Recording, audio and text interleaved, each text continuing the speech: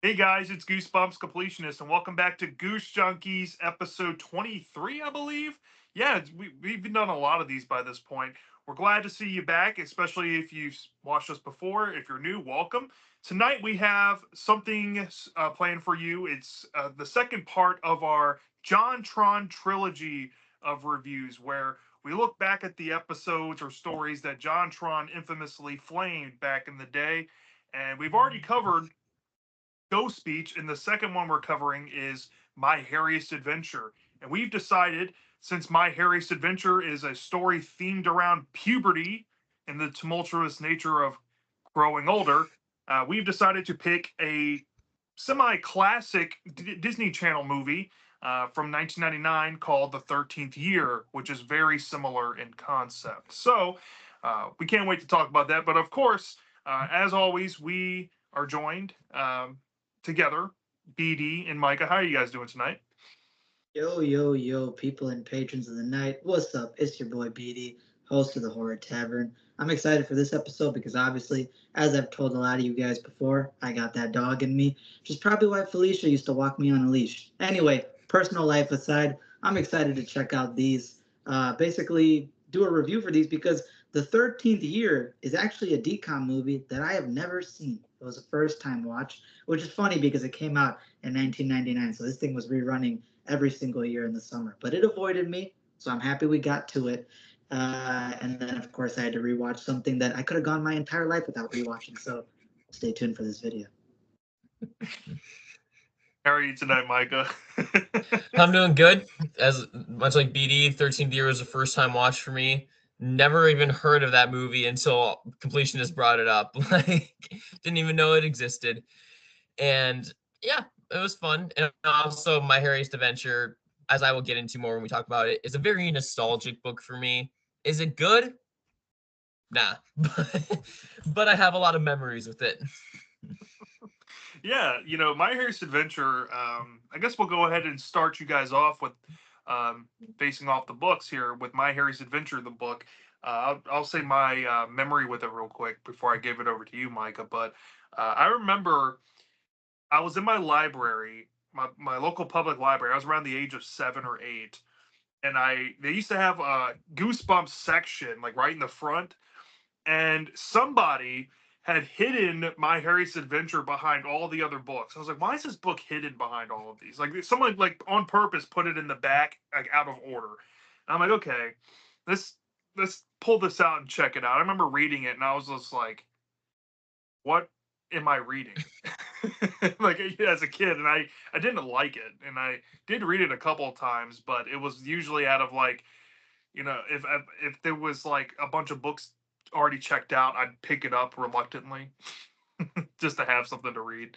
But yeah, I remember that was like the first time I ever saw the book or had an opportunity to read it, and that's always kind of stuck in my mind. So it's weird seeing that you have good memories with it, Micah, and because you have good memories, I'm gonna give it to you so we can talk about My Harry's Adventures book.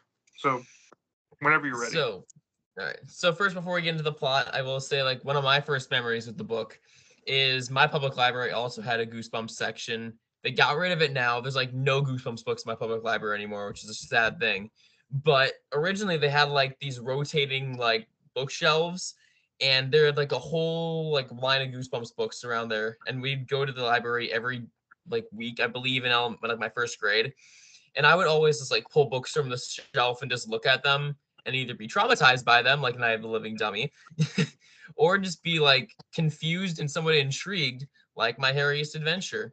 The cover was always like a weird one to me, like the black hair and like the way Jacoas illustrated this kid with like these giant ears almost made me think he was gonna be like someone like a person turning into a monkey. That's what I originally thought when I saw the cover. And so I was like intrigued to read it, and I didn't really read it until I ended up getting the book for myself, like owning a copy. And I read it, and I have a fun time with it as a kid. Like it was one of my personal favorites because I hadn't, to be fair, I hadn't read a lot of other Goosebumps books by that point, but it was still one that I had enjoyed a lot. And the basic plot of this book follows a kid named Larry who is this kind of insecure, awkward kid. He's very obsessed with his hair. He's always getting chased by dogs around his neighborhood. He doesn't know why. It's just these things. His dogs almost have this like inane sense to just chase this poor kid no matter what he tries to do to avoid them. And he's also in a band with his friends Lily, Manny, Jared, and I believe Christina, I think is the girl's name. And basically, while they're playing while they're playing doing a practice in their garage one time, they find a bottle of Instatan lotion, and they decide like, oh, okay, we're gonna be kind of cool. We're gonna try this stuff on just to see if it can give us a tan. And eventually, they find out it's expired after already putting it on. And Larry starts noticing after this that he starts growing hair all over his body. It starts with something like his hands, and it starts spreading throughout the rest of his body. He doesn't know what's going on. He's kind of freaking him out. It grows back whether he shaves it off, and it's this very weird scenario. And his parents don't really say anything about it. He has a doctor who basically gives him these monthly injections to kind of help with a supposed poor issue that he has, which is the reason that he constantly faints. And there's this whole mystery involved with why this hair is growing and why his friends start disappearing. And it's just a kind of, I don't know, it's a very wild and bizarre story. But as a kid, that's kind of the stuff I gravitated towards. So I still thought I had a fun time reading it. And I read it at least like 2 or 3 times as a kid. So Okay. I'm curious to hear about BD's thoughts on it before I say anything. So, yeah, I could totally understand that if you have like a childhood connection with something, it's kind of hard to push it aside.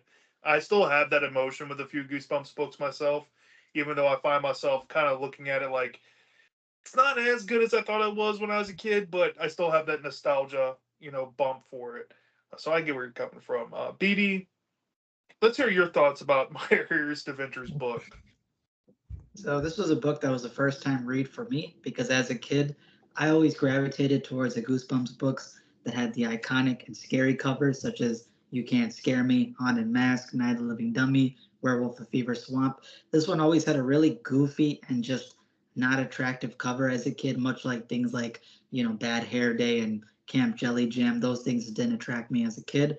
So this is a first time read. Now I know not to judge a book by its cover. And this is one case where I wish I wouldn't listen to that rule because if Haunted Mask was risotto, if Dead House is a filet mignon, then this book is a filet o fish from McDonald's. R.L. Stein phoned it in, man. I am sorry, bro. I'm not a fan of this book. It's better than the episode. Just gonna say that up front. Better than the episode. But here's my basically problems with the book, and obviously you know about the plot now, according to Micah. So I think this book, first off, just to cover, has fundamental problems that took away my enjoyment or entertainment from reading it. The first thing I wanted to highlight is the fact that the book, out of 60 plus Goosebumps books that I've read by now, I've read close to 70 from all different series, modern and old series. And this book is the only one that I read by Stein that feels like he's writing it in a much more immature manner. It feels like it's written for a kindergartner as opposed to a middle schooler at certain points because in the first 7 chapters of the book, he keeps on repeating the same crap over and over again.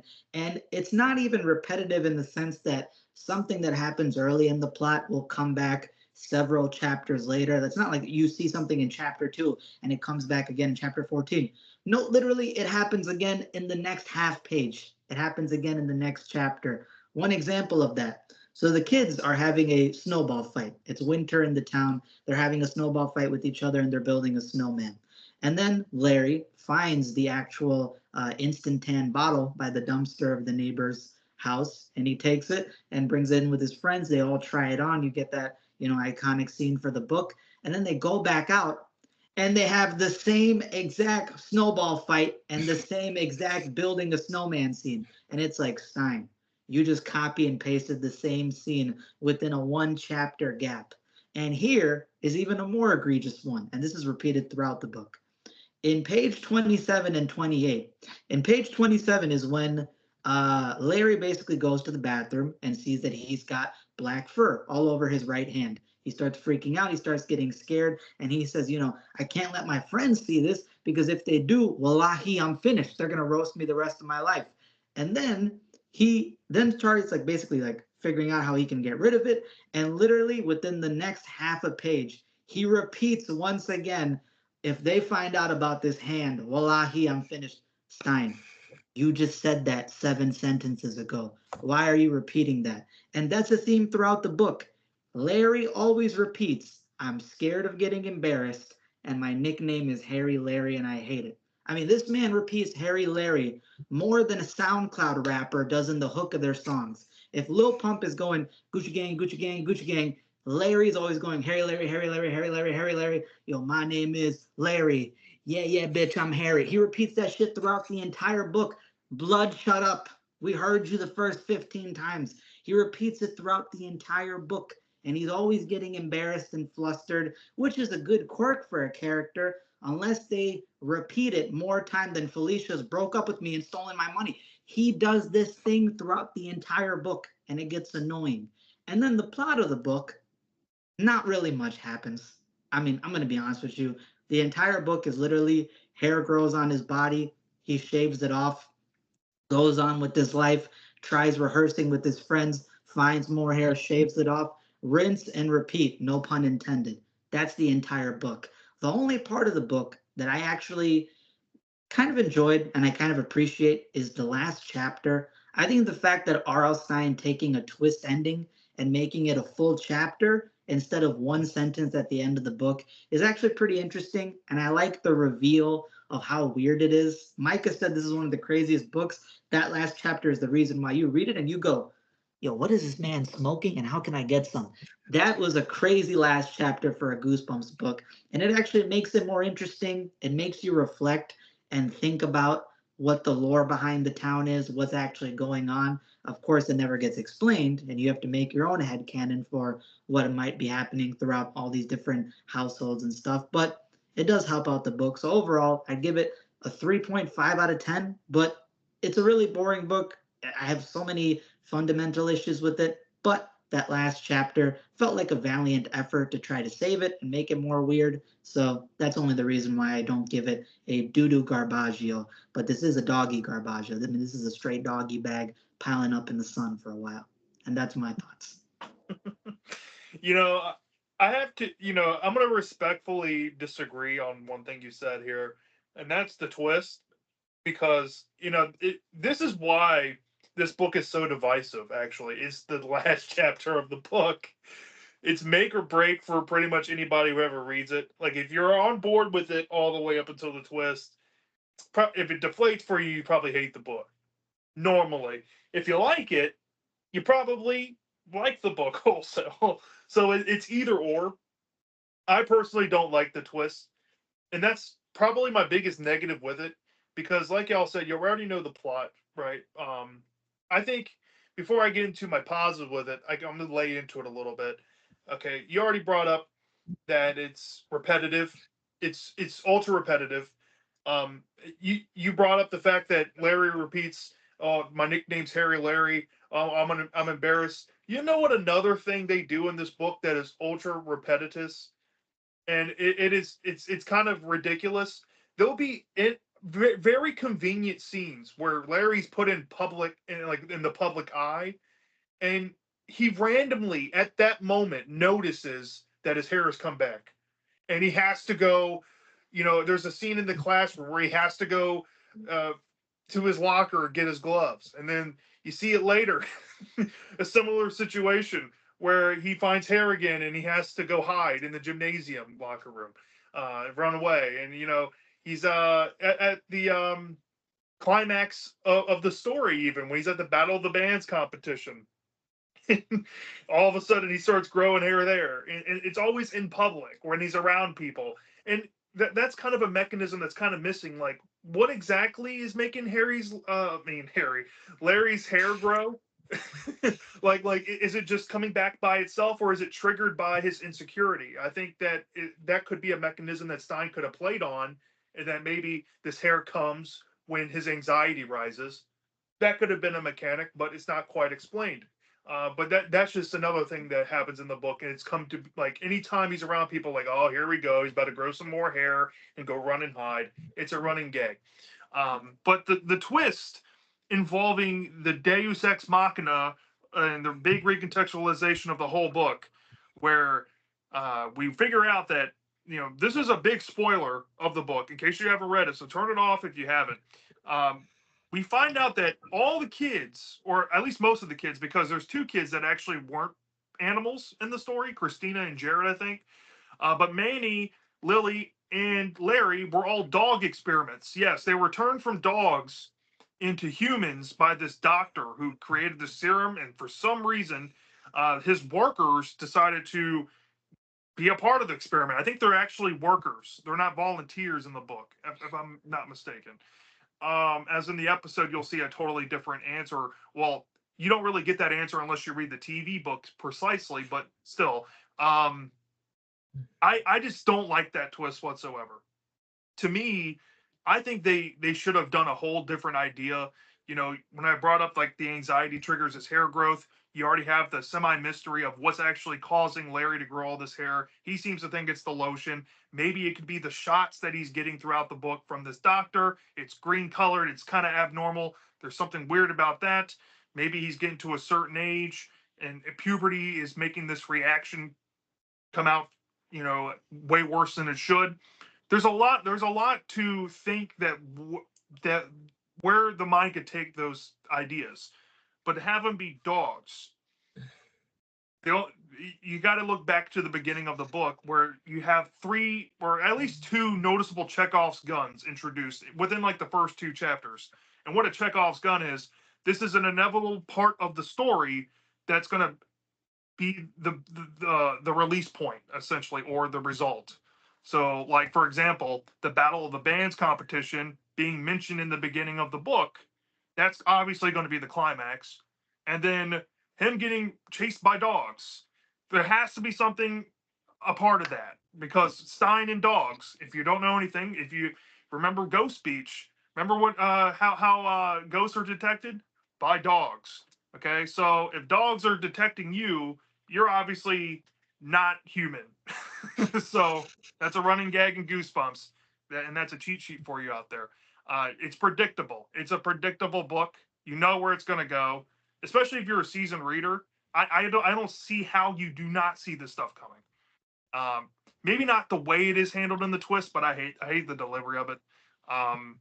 Maybe if they played up more into the parents, or I guess the adoptive parents, wanting more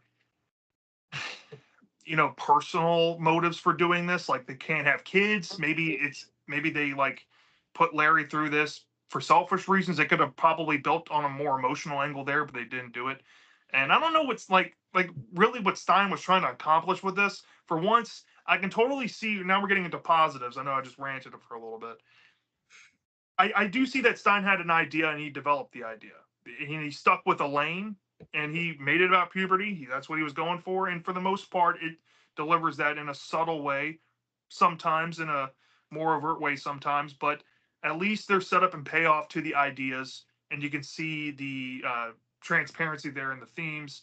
And I do think that the book is well written in terms of Proust writing, atmosphere writing, monologue writing. Larry has one of the most richest monologues of all the Goosebumps protagonists. He actually goes anti "you gotta believe me" at a lot of points in the story, where he's sitting there and he's telling the reader, he's at dinner with his family. Should I even tell them that this stuff's going on? Nah, they're not gonna believe me anyway. And I'm like, hooray! Finally, we have a Goosebumps character that does not do this crap. Oh my god! And he's so honest with his insecurities, and it's easy to identify with Larry because he's at such a, I guess, a tender age, and especially if you've been through it, you know what it's like, right? He's insecure. He wants to be cool around his friends. He doesn't want to stand out for the wrong reasons. This is all the insecurities we had when we were in middle school. That's why middle schoolers act like assholes. I mean, this is exactly the kind of emotions that make a character relatable. And Larry's probably one of the more likable Goosebumps protagonists. He can have his annoying points, but it's within reason. So had some strong writing qualities and all of that, but everything in terms of story direction, enjoyment, all of that just gets sunk for me. It ends up a mixed bag.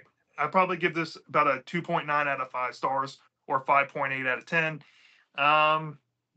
Not quite horrible, but it's still below meh for me. It's like slightly bad, just because in terms of like a puberty allegory story, I want something more darker than just him looking at hair and his webbings of his fingers and just like, oh, there's hair, and like, make it scarier. If you're gonna have dog stuff, how about turn him into a dog and show a transformation into that at least? Come on, can we have at least that? I don't know. But that's my 2 cents there. Yeah, and also I forgot to mention my score. I gave it a 6 out of 10 just for the nostalgia for it. Like, it probably would have been, if I wasn't nostalgic, it would have been probably like a 5 out of 10, 4.5 out of 10, but then nostalgia just boosted up for me. So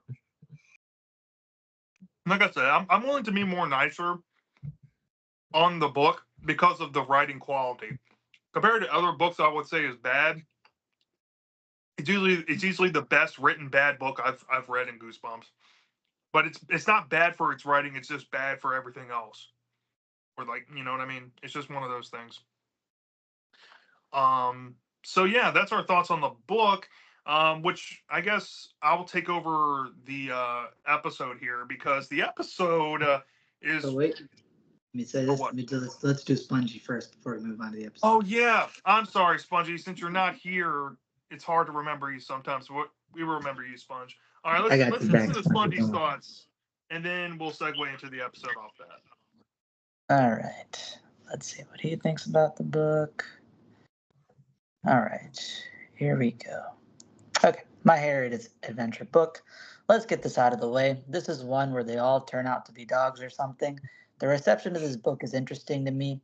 It was hated back in the day, mostly due to blogger beware, I assume, but now most reviewers tend to see it as just mid, and there's a few legit fans. So it's interesting when I see tier lists from casuals in general anyway, it tends to rate lowly, like a throwback lol. I think it's okay. It's a weird dead end idea and is mostly boring with the same scene happening over and over. It just feels mundane, and given the twist, there should be more than just growing hair. There is some charming slice of life stuff, like the book report scene. The mystery of the friends vanishing was kind of engaging, and I like the twist for how silly it is, plus, it was well foreshadowed throughout. It's one of the better thought out books, but also one of the more middling ones. It has its charms, but it's mostly a shrug. If better than it could have been, so I give it an eh. That's higher than I thought he would give it, but Spongy does bring up something I think we haven't touched on, and that is the mystery of the characters disappearing in the story and like how that affected Larry. He had no idea why they were disappearing. That just added a whole other random element in the plot. Like, why are these kids Also, disappearing now? also, it seemed like he was the only one who was concerned about it because his last 2 friends just don't care that Lily and the other guy moved. Like they're just like moving on as if nothing happened. And I'm like, okay, these are apparently your best friends for a long time, but you don't care when they move out of nowhere. All right. Yeah, just to throw that on there. And it's kind of random why just Jared and Christina didn't get what happened to the other kids.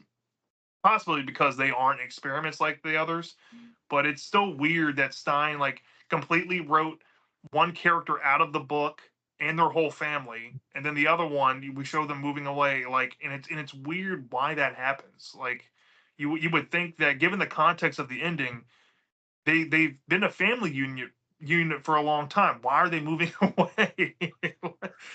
Given what you know, it has a whole other layer. Like when you think back after the ending, you're like, that's kind of messed up. But can we get some more reason as to why? Like yeah. nobody knows. And also what you said earlier about the whole like kind of wanting like something more with the ending, like having like a transformation scene. Like, I mean, honestly, that would have been really cool because I mean, Stein writes like body horror transformations pretty well. Like, in as bad as the book is, Chicken has a really good body horror like transformation scene near the end. What's another one that's like a good transformation? Like, I don't know why I'm blanking. I know there's a few that have like some. Oh, Deep Trouble 2, I know has kind of a transformation scene near the climax and stuff. And Stein writes those really well, so I'm kind of surprised he didn't add that in.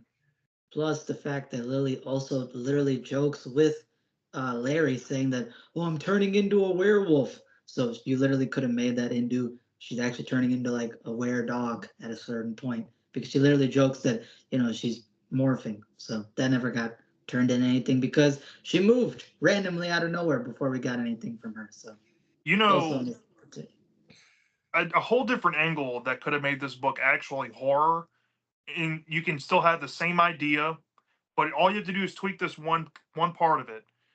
Larry, Manny, and Lily all know and all are in on the same idea that they're turning Harry together. And then Larry witnesses his friends grossly mutilate themselves into dog form, and it could be grisly, and like he can watch this happen, and then he's like, I need to avoid this happening to me. It's like I need to find a cure. So he spends the whole book, instead of just trying to figure out how to hide it, he's trying to cure himself and see if there's a cure. But in a messed up way, he kind of learns there is no cure, and that's all you need Yeah, to 'cause, change like, up the book and make it horror. yeah, like they could have gone like a whole Animorphs transformation route, while like him witnessing them transform. Because like Animorphs does a really good job describing the transformations as these very gruesome and like unsettling things. this Oh, is it's the most disgusting. this is the most Animorphs like Goosebumps book. So yeah, you could have done that. Or what about why I'm afraid of bees? That too. All right, so let's get into the episode now, because this is the one that John Tron, I think it was his first video, or it was, I think it was up there, like either first or second of the episodes that he decided to essentially roast.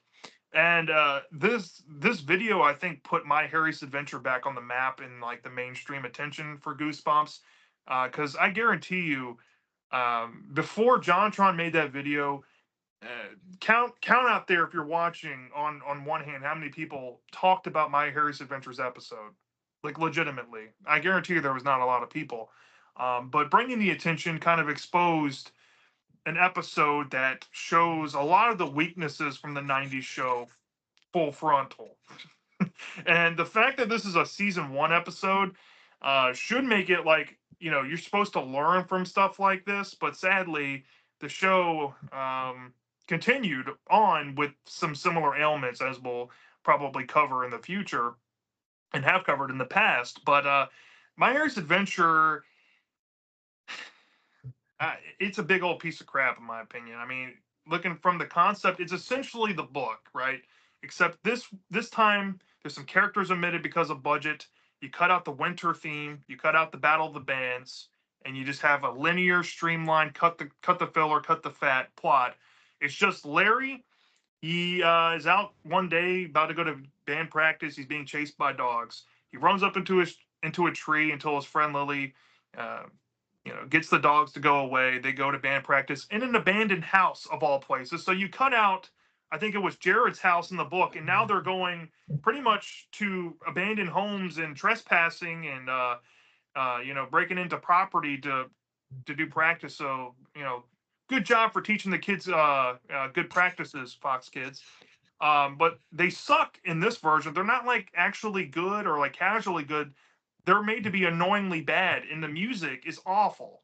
Like, and it's very cringy. You cut out Christina's character, and you make Manny the guy to discover the suntan lotion, whatever, in the garage, and they peer pressure each other to put it on. Larry passes out. You pretty much get the same plot with a different scene added in here. But Larry starts to grow hair after he gets a shot from the doctor, and he shaves it off and hums really loud over the razor because he thinks that's a good idea to not put any suspicion on himself. Yeah, okay, logic there.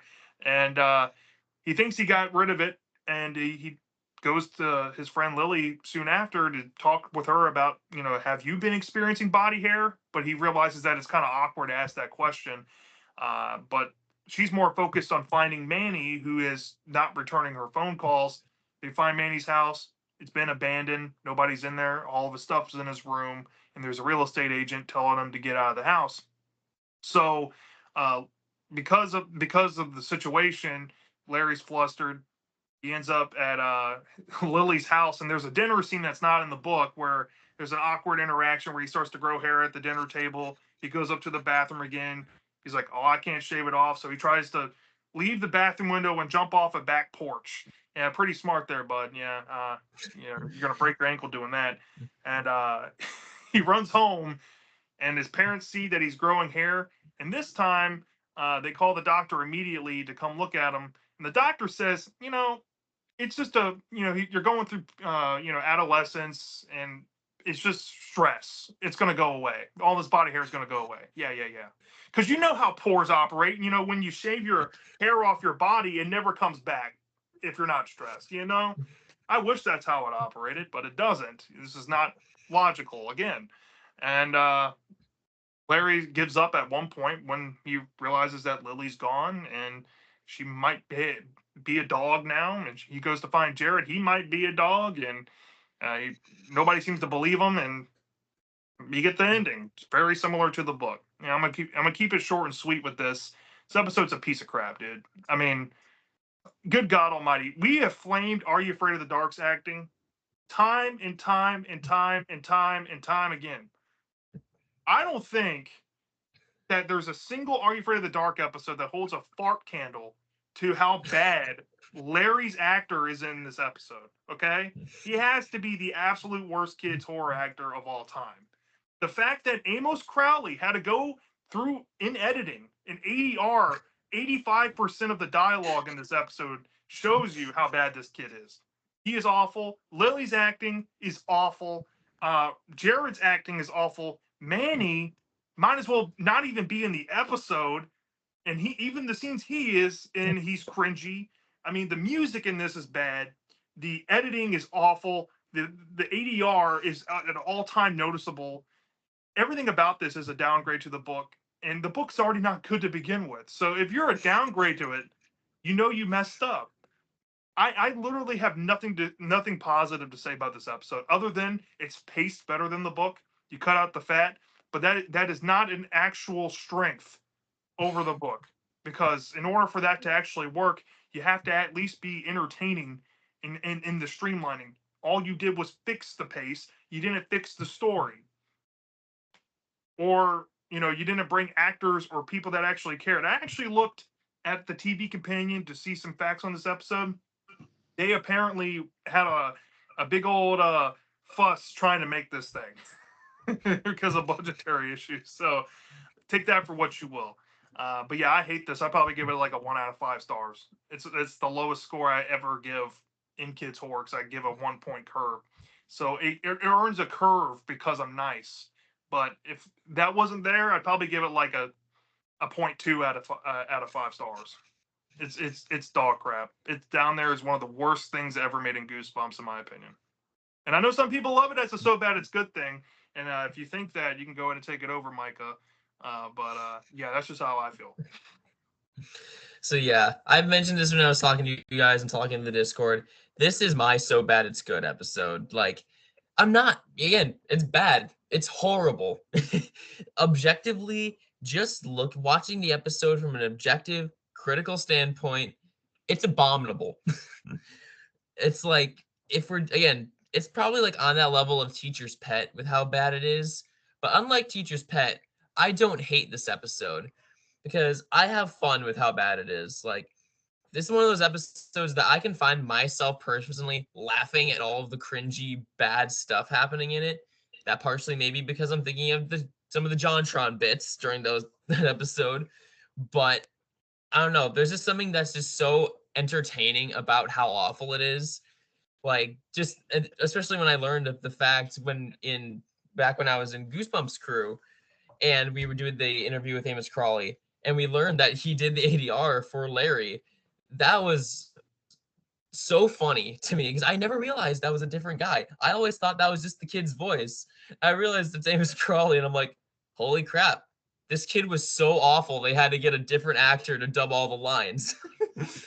And that just makes me laugh whenever I think about it. It makes me laugh, and just all of the weird things that happen in it, just like all the funny scenes of him like discovering his hair, like the whole scene of him shaving always cracks me up. And it's like, I don't know, there's just something about it that's just endlessly entertaining for me, despite how atrocious it really is. So I would give us like a 4 out of 10 just for that reason. That is pretty generous, but like I said, like if you get some weird enjoyment out of it, like if you look at it like just enjoying bad media, because trust me, there is a thing out there. I think most people can identify with this. You have that guilty pleasure or that guilty conscience of something that you get some enjoyment out of when you know that it's hated or bad. This is one of those examples I see in the Goosebumps community. BD, let's hear your thoughts. I'm assuming that we're about to get a roast, but I could be wrong. I could be right. Let's see. There's a scene from one of my favorite anime of all time, One Piece. There's the biggest fighting arc in the show, where basically the strongest pirate in the verse is about to go face off against the police force in the world. And you got the three strongest fighters sitting in chairs. And I would put Teacher's Pet, Deep Trouble, and Bad Hair Day in those goddamn chairs. Because those three people tell each other, we brought this upon ourselves. The next guy goes, it's too late to say that. And the third guy at the end of the chair goes, this is hideous. And I would put this episode as the strongest pirate, except it's the strongest piece of shit in the show. This episode is the clear bottom of Goosebumps to me, because when you look at what I consider to be some of the bottom 5 episodes, which is like Deep Trouble, Bad Hair Day, Teacher's Pet, there's at least little bits of things in there that I can see as some form of effort, some form of, okay, there's a little bit more going on here. They dropped the ball, but they at least tried. This episode is like, there's no effort put in. Listen, are you afraid of the dark?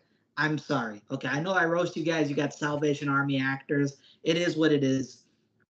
The actor playing Larry in this episode, for any of you who have seen VHS 94, is that homeless guy who was inside the sewer covered in gunk. That's where they found the actor, bro. If Salvation Army is the worst actors, this guy's from the sewers, bro. The fact that Amos Crowley had to go in there and save this man's career, save this episode, is insane. The fact that we went this long knowing that he had an ADR to save his career because his acting was that bad is insane. And unfortunately to Amos, even though he tried his best, it adds an extra layer to this episode, which I can't stand, which is the monologue. Oh my God, the monologuing in this episode is rough. It is so rough hearing Larry in this, well, Amos, in this monotone voice, basically to say these worthless lines, this stupid delivery, half-assed delivery. It just doesn't hit. A lot of the jokes don't work. Lily is just as bad as Larry. She's a little bit above him because her ADR is not much better. I don't know what's up with her acting, but they literally meet up with each other at one point after Larry discovers his hair, and he goes, have you been growing hair in weird places? And she's like, no, have you? And he's like, no, have you? And she's like, why do you ask? And he's like, never mind. And then she's like, Harry, Larry, you got hair on your head, hair on your mind. I was about to hit. I was hoping a truck would run them over. I was hoping a car would just speed down that road and save us out of our misery, man. That was rough. And then you got so many stupid scenes throughout this episode. We brought up the shaving scene where he's humming. Can't the guy get some privacy? Awful. You got this dinner scene, which, to be fair, the dad's acting is a little bit funny, but the dinner scene where he's like holding his hands in his pockets, and the mother's like, "Oh, did you burn your hand, sweetie? Bring your hand over here." And then a piece of his hair gets on the corn cob, and instead of just distracting the family, no, he has to smack the corn cob into the air and then go, I gotta go to the bathroom, as if he hit a laxative. It's so bad. And then the stupidest scene in this entire episode, and I made a YouTube short about it, which was the fact that he goes to Jared's garage or whatever it is, and he sees the dog, and oh my God, the writers, wallahi, you guys were burning the pot. They said, he looks like Jared. He sounds like Jared. A dog sounds like your best friend? Did I just hear that right? Did you just say a dog? A dog sounds like your homie.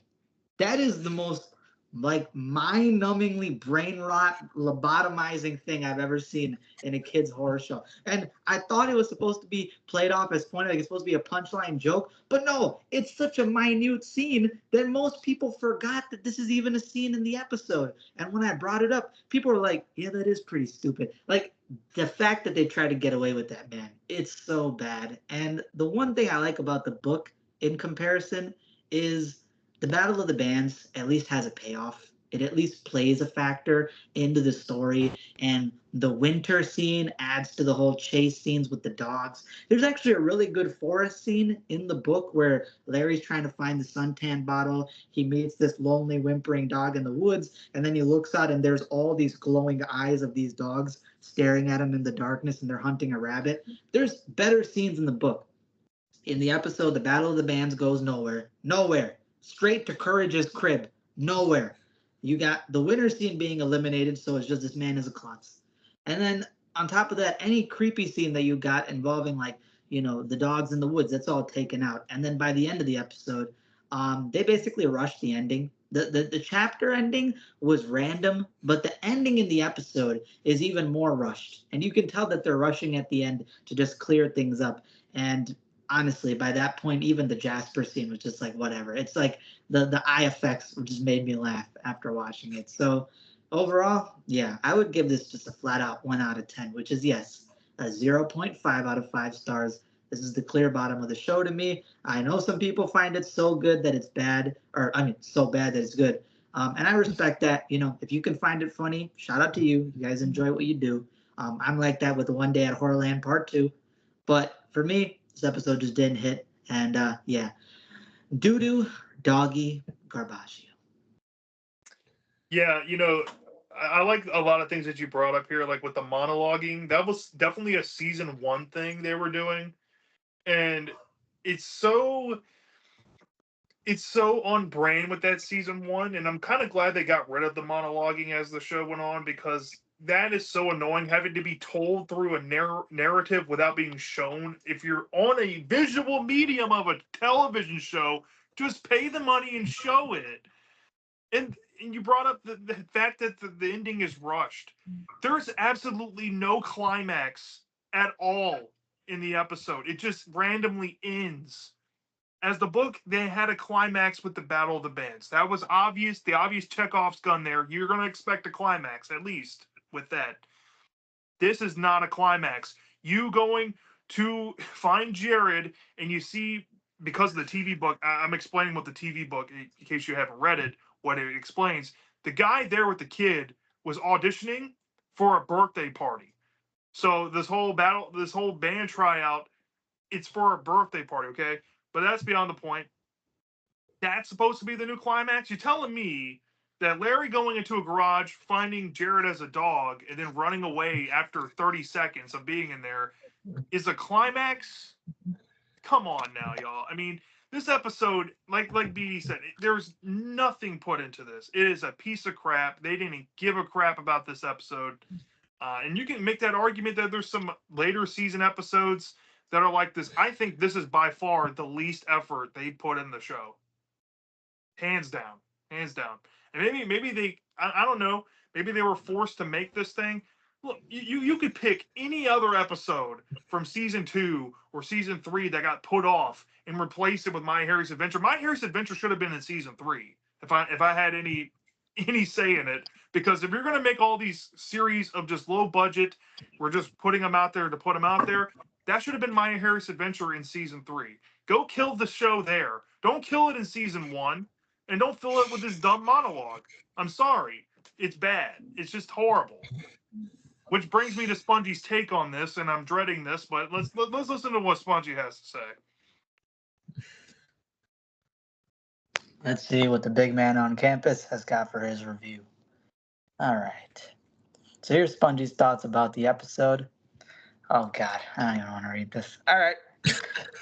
A true masterpiece of television. The totally not obvious ADR. The top tier acting. It's all truly a work of art. Okay, jokes aside. This is a big, so bad it's good episode. The acting is so bad, and a lot of it is just so odd. on top of it already having a weird premise, that it makes it a lot of fun. Pacing wise, it condenses the story, so it's rarely boring. And honestly, writing wise, it's kind of better than the book by being more truncated. And oddly enough, that scene of him on the tree branch is more intense than anything in the book, as goofy as it is. It's iconic in its own way with the wacky lines it can have. I can't hate it because it's so ironically enjoyable, and I've seen it that way since I first watched it, so the low qualities never fazed me. Plus, it's an origin story for the Goosebumps intro dog. What a twist. Okay, that's true.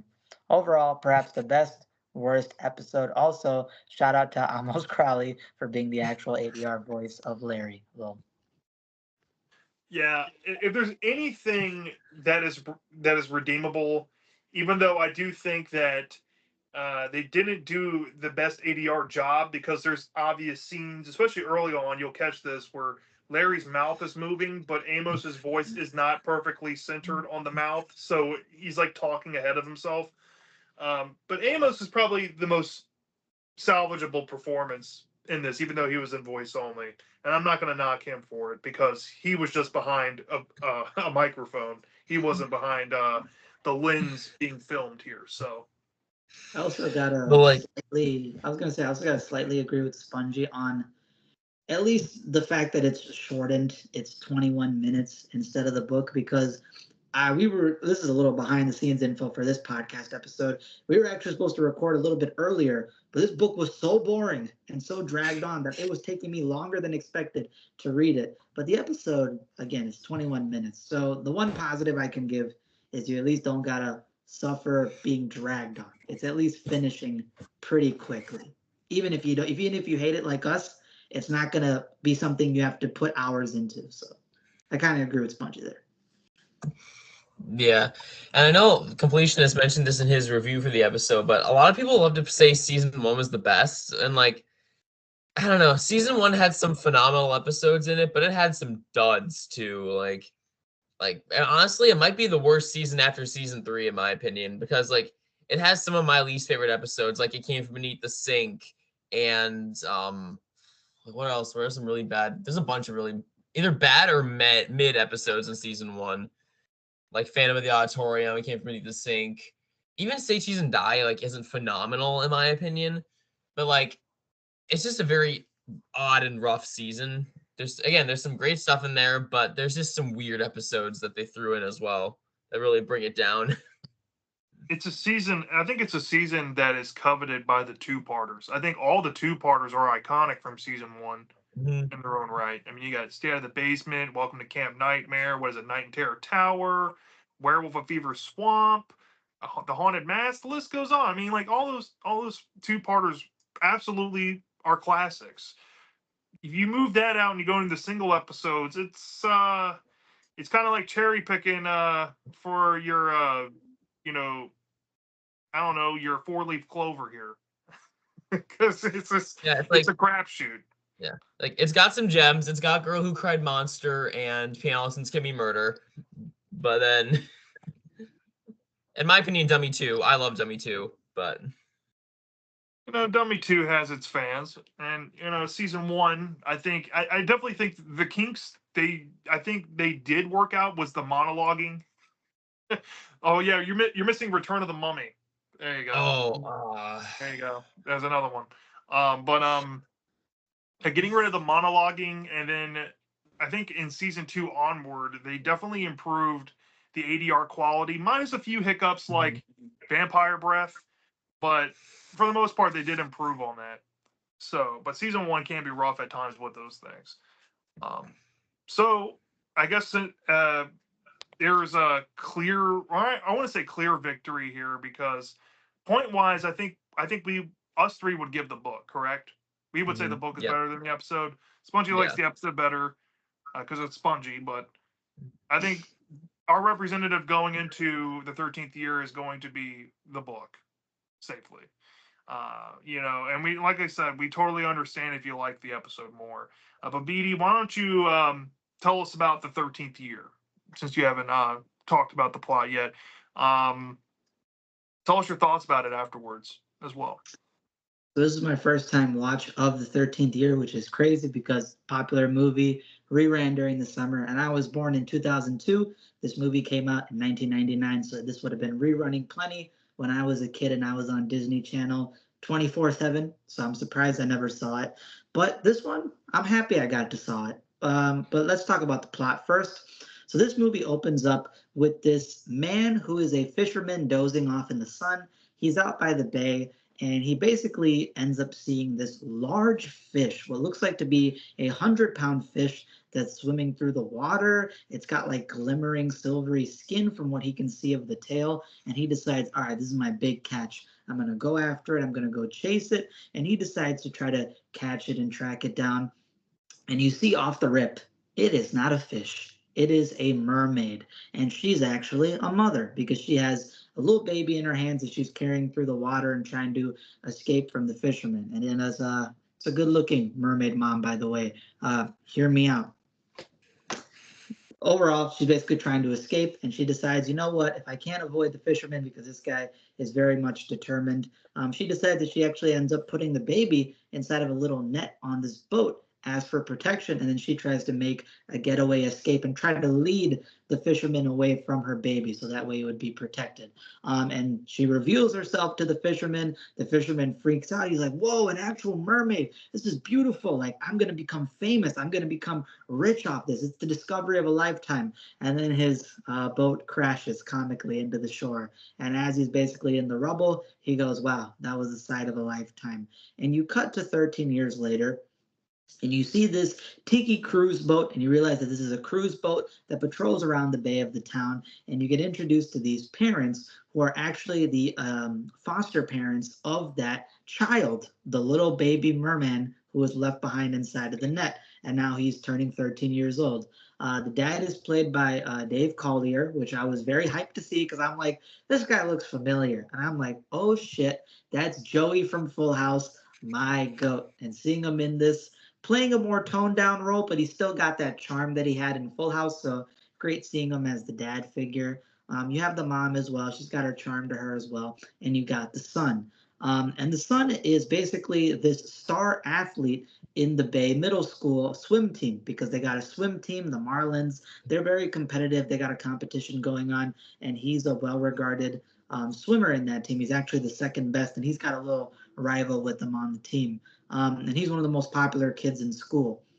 So as he's basically helping out his parents, the boat actually ends up getting stranded. There's some mechanical problems, so he has to try to catch the ferry to get to the middle school and get to the competition on time. And what ends up happening is he actually misses the first ferry, and the ferry driver basically tells him, hey, wait for the next one. But he says, no, I can't wait. I'm literally on crunch time.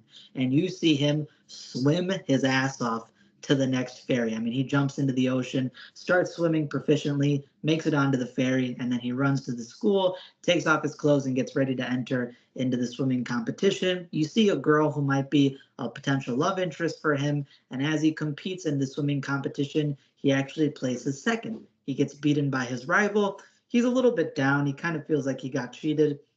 But at the same time, you see this kid is a star athlete. He's very popular. He's on top of the world. And then you get introduced to this next character whose name is Jess. And Jess is this very nerdy, scrawny kid who's on the band team. And he basically ends up falling into the pool, the school pool, and starts to drown because he doesn't know how to swim. He's got the instrument wrapped around him and it's weighing him down. So Cody decides to jump into the water and save him and brings him out. And Jess, the kid, is very grateful towards Cody. He tries treating him like a friend, but as soon as he starts basically monologuing and ranting to him, he sees that Cody walked away and just sort of ignored him. And then you cut to basically later on during the slice of life high school aspect, and you see that Cody, again, he's very popular. He's the big man on campus. Everybody loves Cody. Everybody wants to be like Cody. And him and his rival on the swim team are like the two biggest guys in school. And they're in, I believe, biology class, and they have this marine biology kind of project going on where they have to go out to the bay, look at the tide pools, and study some marine life, and they get partnered up in pairs. And Cody actually ends up becoming partners with Jess, the nerdy, scrawny, weird kid that nobody basically hangs out with and pays attention to. They actually get paired up along with each other, and you see their sort of divisive mindsets. You know, they're from completely opposite sides of popularity. You see how they interact with each other. And basically, Cody says, "Hey, I got this 13th birthday coming up. It's huge. You can come by."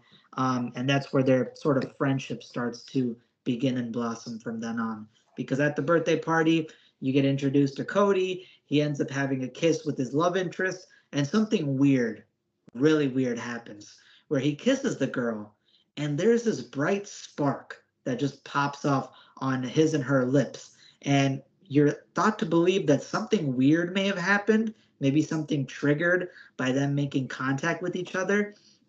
And Jess kind of feels defeated because Cody and his friends are basically sort of putting him off, and he leaves behind a gift for Cody, which is the book 20,000 Leagues Under the Sea, which is pretty hinting towards what might be going on in the story. Because now that it's Cody's 13th birthday, something happened and his body's transforming. And he may be reverting back to his merman origins that were hinted in the beginning of the movie, where he starts growing fish scales on his hands. He starts learning that he can stick to surfaces. And you get a scene where he starts climbing on top of the wall, and you get this awkward scene where the parents see their son hanging upside down from the wall, and his mother, who's very much against modern science, goes, "Yeah, call the doctor. Our son is cooked. We need to figure out what's up with him."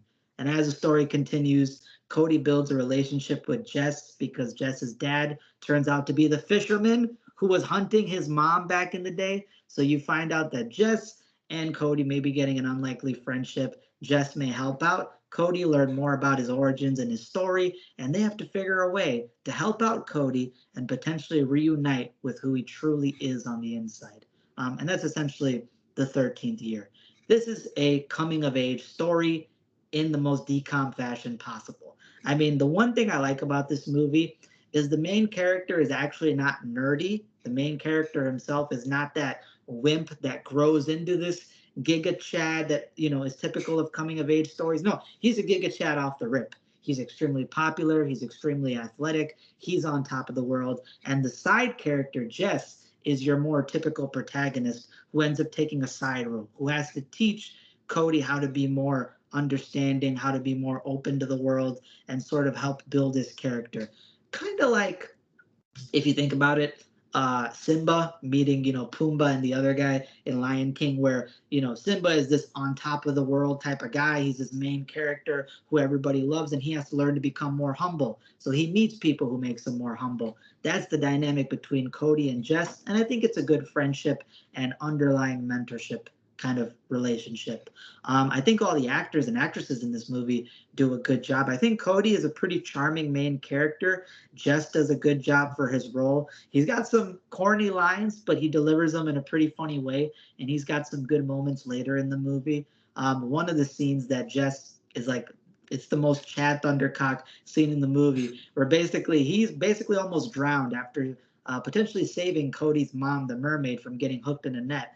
And basically, he's getting CPR from Cody's love interest, and he wakes up and he goes, "Am I dreaming, or was your girlfriend kissing me?" And I'm like, "Hey, yo, that is a fire line right there, man. That was cool as hell to see him deliver it." And he's even got a funny line towards the end where he's like, "Of course, the only friend that I made in my life turned out to be a fishman who left me." And I was like, you know what? This is a charming kid. I like him.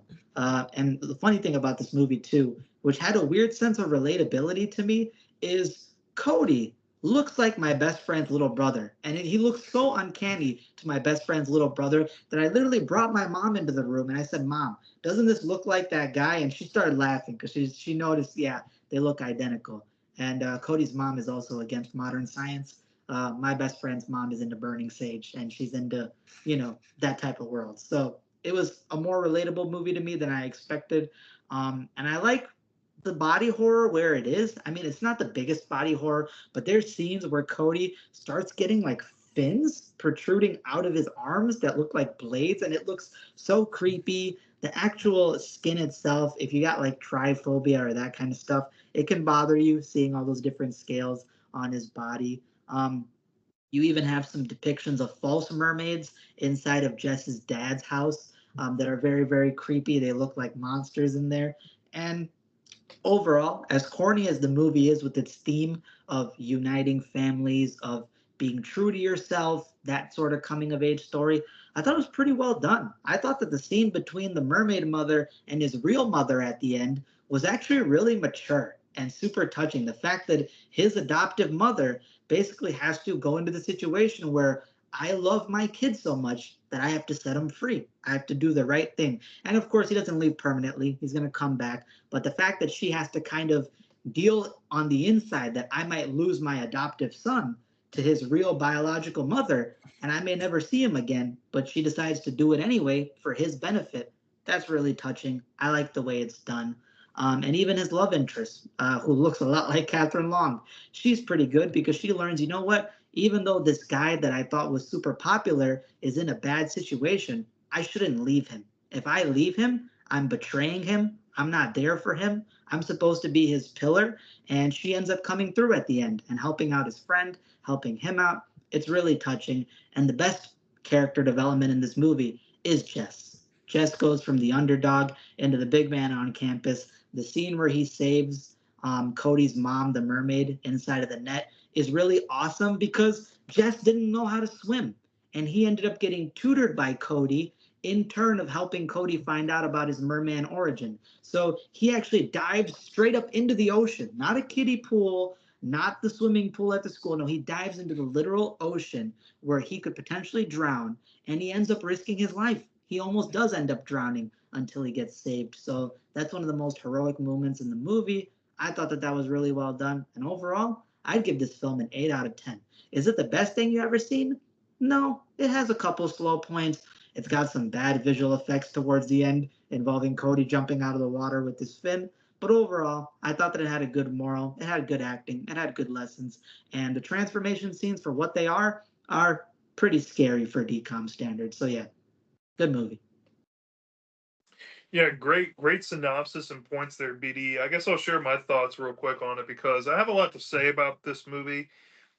I grew up with this movie. I watched it tons of times. I had it on VHS once upon a time. I think it's probably rare now.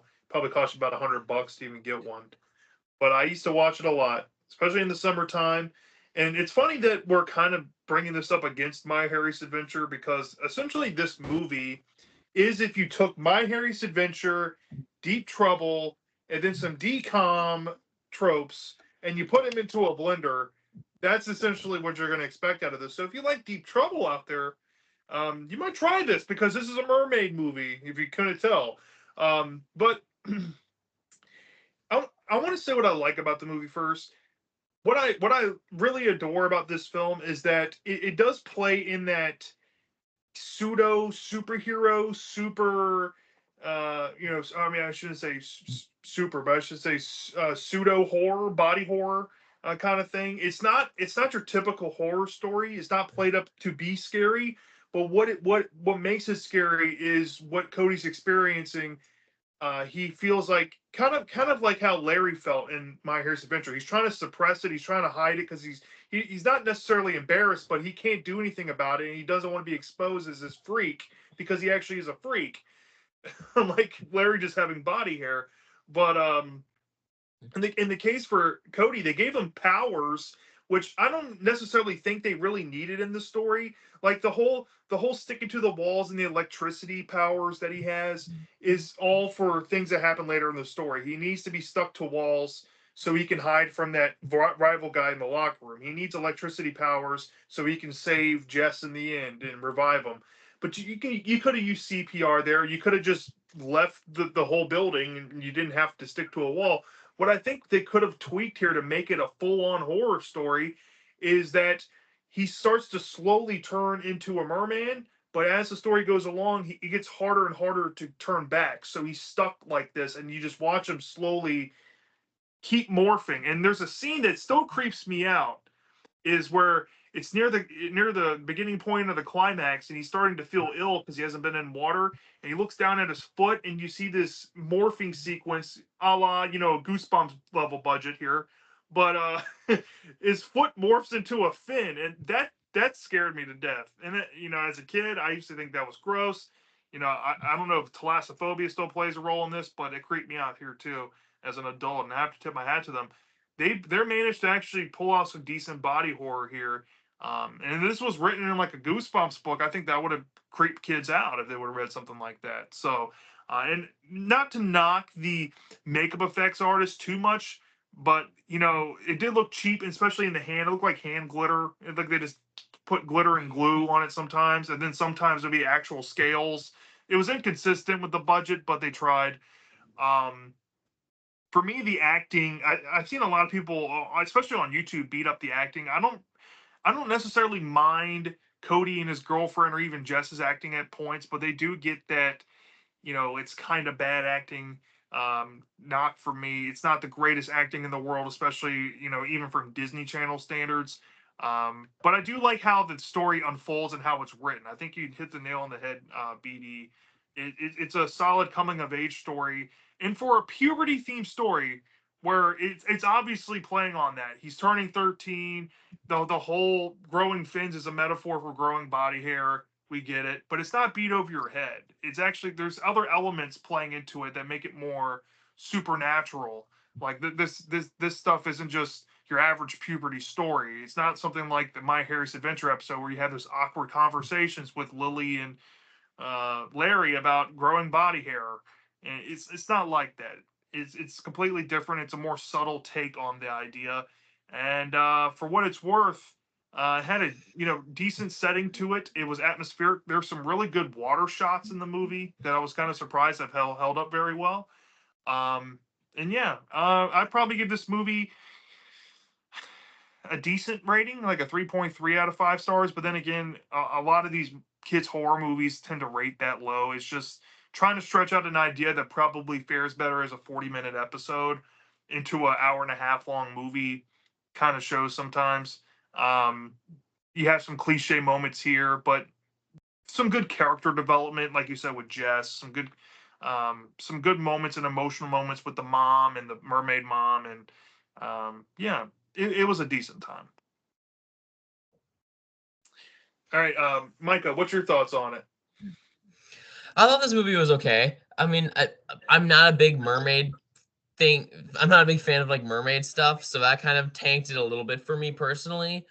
But I will admit there are some good moments in it. There are some really good shots and cinematography. I think that was easily the strongest point of it. I think it's shot really well. There's a lot of really cool things that they do with it. There's some fun acting. Like I knew I recognized the guy who played the dad.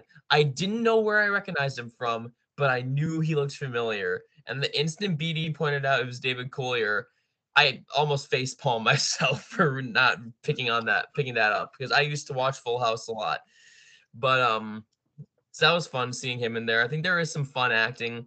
The kids aren't the greatest actors, but they're not horrible. They're still far better actors than my Hairiest Adventures episode, but that's not those actors didn't really set that high of a bar, so it was pretty easy to cross that. But I think that there was some fun moments. There was some good body horror. I do, like Completionist said, I do agree that scene with him on the beach and his foot turning into the fin was really like unnerving, and it reminded me of the scene from Haunted Mask 2 where like Steve's hands like transform into old man hands. It kind of gave me that vibe. So that was kind of a cool little thing there. And there's some cool makeup effects, like the close-up shots of the scales growing and like the fins on his elbows looked really good. And I thought it was very entertaining. It's a well done movie, but I feel like it could have definitely been paced down and fit better in a shorter format than an hour and a half movie. So overall, I gave it like a 5 out of 10. Very average for me. Wasn't good, wasn't bad, just kind of in the middle. Yeah, I can see that. I definitely think that the idea could fare well as like a Goosebumps idea. Like if you took out the Disney element in it and you tweaked it to make it more Goosebumps friendly, or like a remake of Deep Trouble and My Hair's Adventure at the same time, I could see that working better as a book. Possibly if Stein was able to kind of hone down the idea of the body horror. But if it turned into My Harry's Adventure 2 or My Scaliest Adventure, I don't know if that would have worked all that well. You know what I mean? So who knows? But as is, I think the movie it does take its time to build the relationships between the characters, which isn't normal. Like because it's a film, you got to build on character relationships, and it does spend a lot of time focusing on Cody and Jess's friendship as it blossoms in the movie. And then of course you have to set up and pay off with the dad. So that's why you have the prologue, and you have Jess's dad, being the main villain of the story. Um, and even then, like you see Jess kind of learn to stand up against his dad and become more brave. And he might be the heartbeat of the whole movie, but that's something that you want to get. I feel like in like a single length Goosebumps episode or something like that.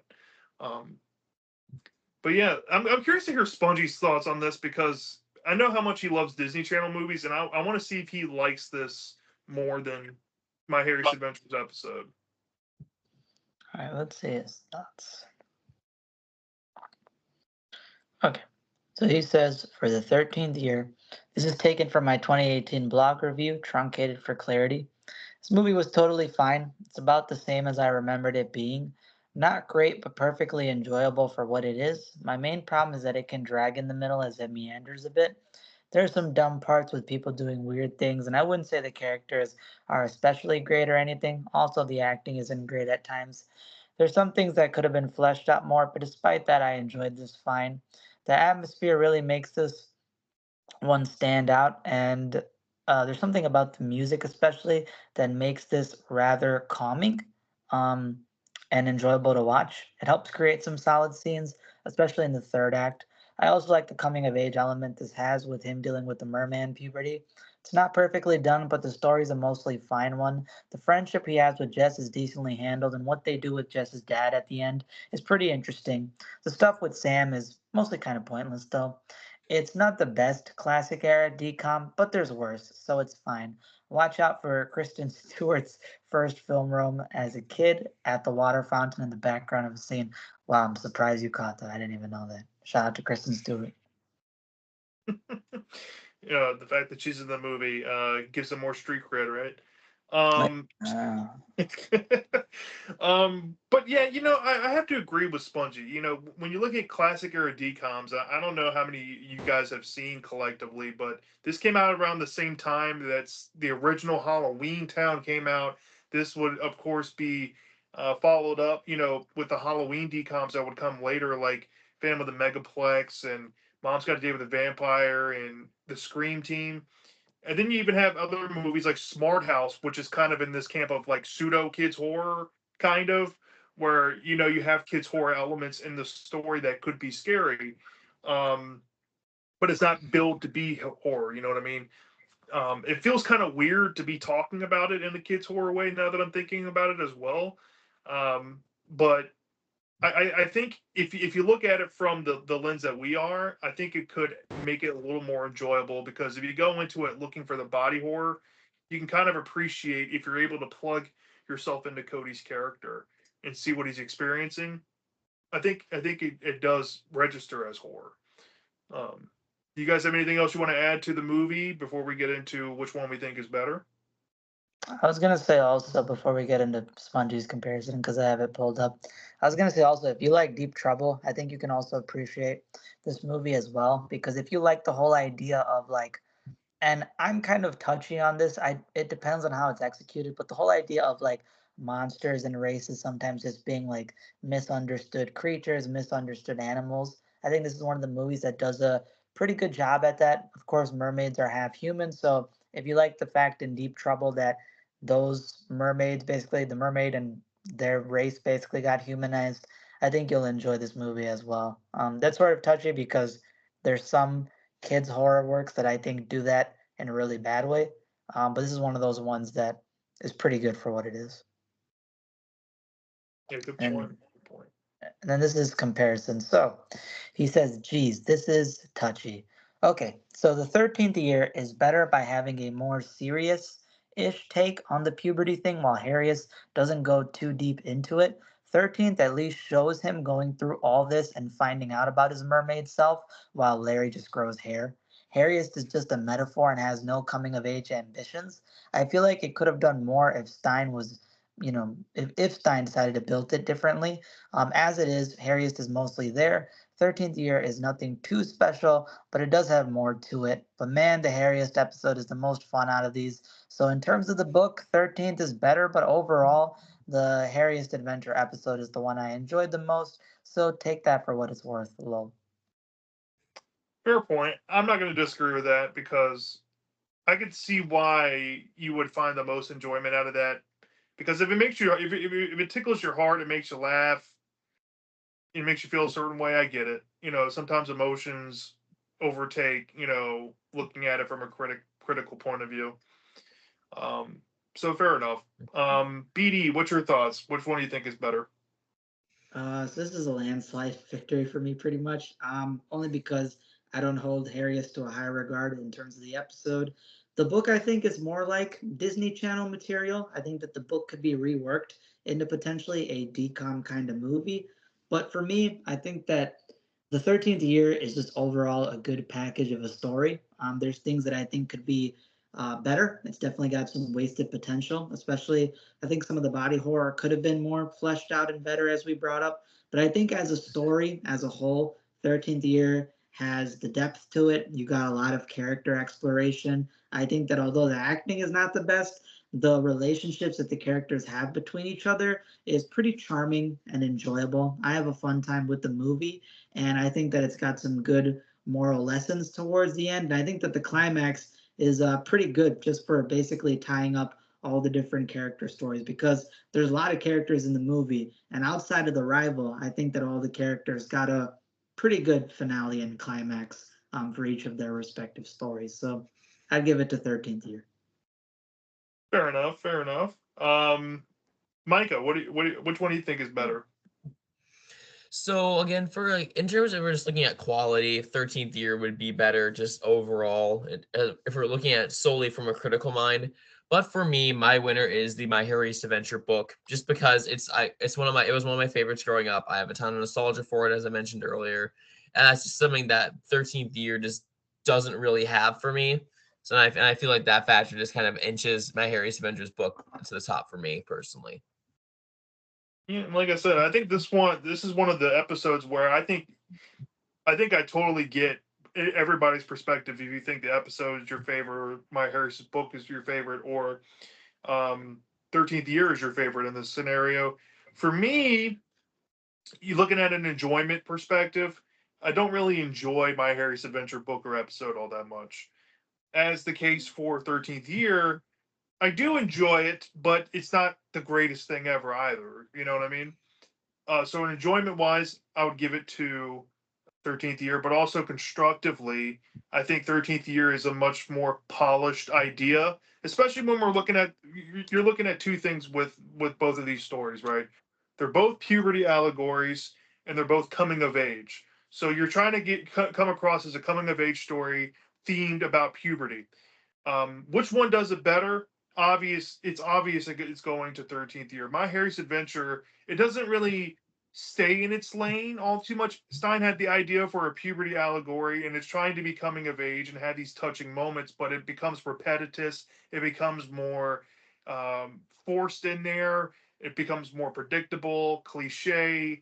Not to say that 13th Year isn't cliche with some Disney tropes thrown in there, but My Harry's Adventure is just kind of filled with that in the book, and it becomes uninteresting and it becomes kind of deflating.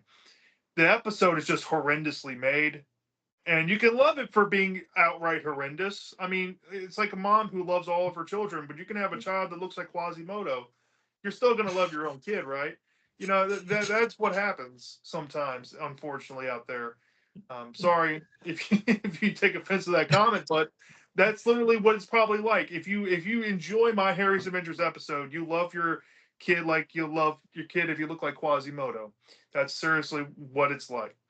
Um, so yeah, I would give it to 13th Year. I mean, it's basically like I said, it's My Harry's Adventure in deep trouble with some Disney tropes put into a blender.